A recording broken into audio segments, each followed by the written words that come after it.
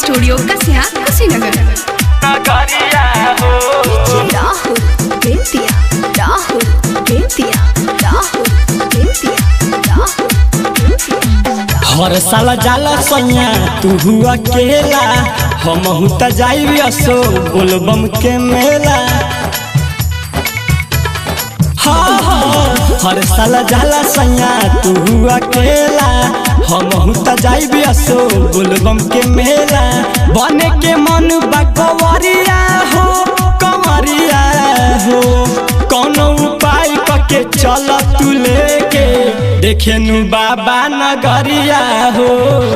कौनो उपाय करके चल तू लेके देखे नु बाबा नगरिया हो। बोली बोली शंकर भगवान की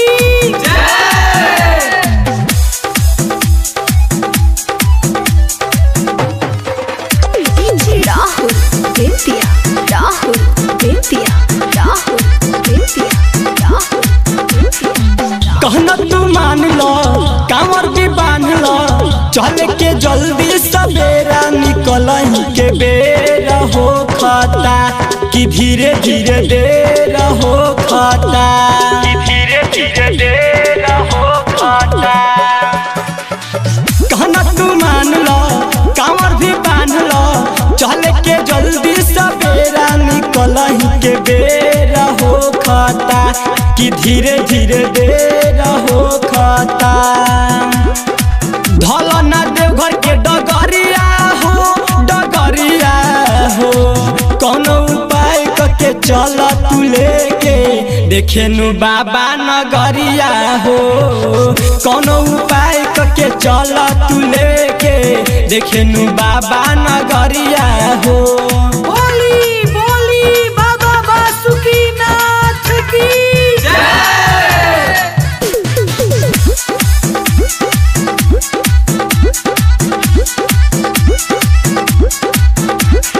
राहुल बेतिया, राहुल बेतिया, राहुल बेतिया, राहुल बेतिया। सब लोग जाता बम बम सुनाता, देला न तोह के सुनाइए धर्म रबिताइए देवका तलेट तू कराइए देवका, तलेट तू कराइए देवका।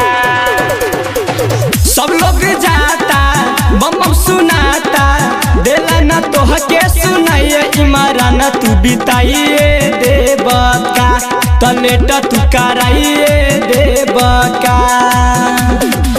बनल दिली पाजी पगरिया हो, पगरिया हो, कौनो उपाय करके चल तू लेके देखे नु बाबा नगरिया हो।